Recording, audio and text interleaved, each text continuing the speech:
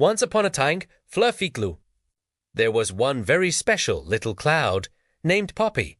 But Poppy had a little problem. Poppy didn't know how to float properly. While all the other clouds drifted gracefully over tall mountains and deep blue oceans, poor Poppy kept bumping into things. Sometimes it was a flock of startled birds. Other times Poppy would get tangled in the branches of a tall tree. One time, Poppy even made a splashy, landing right in someone's swimming pool. The other clouds would laugh, but it was a kind laugh.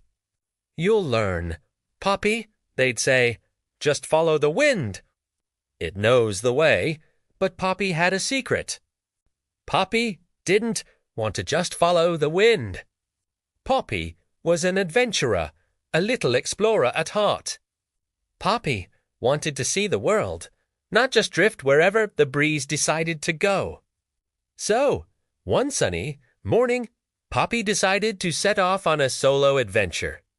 Floating with all the might a little cloud could muster, Poppy drifted further and further away from the others. It was exciting at first.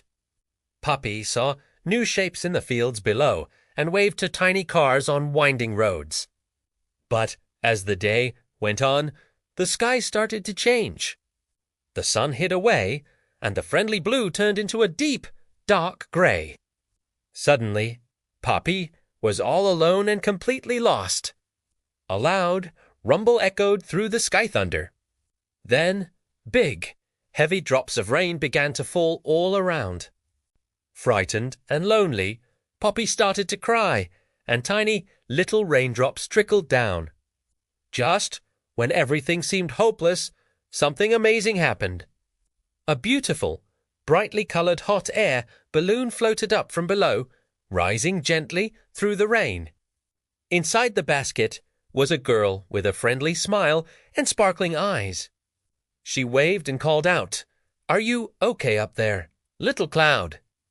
Poppy sniffled, wiping away a few raindrops.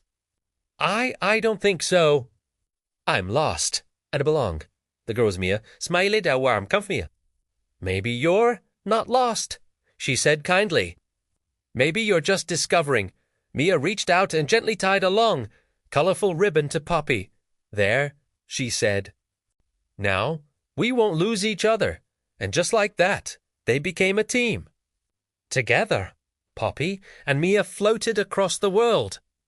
They saw incredible things-bustling cities that twinkled like stars at night, vast, sandy deserts that shimmered in the sun.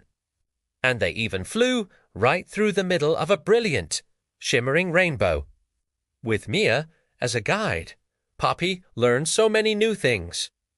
Poppy learned how to float gently, creating a perfect patch of shade for families having picnics in the park. Poppy learned how to be soft and quiet, carrying sweet dreams to sleeping children all over the world. It wasn't about following the wind anymore. It was about learning to be the best cloud Poppy could be.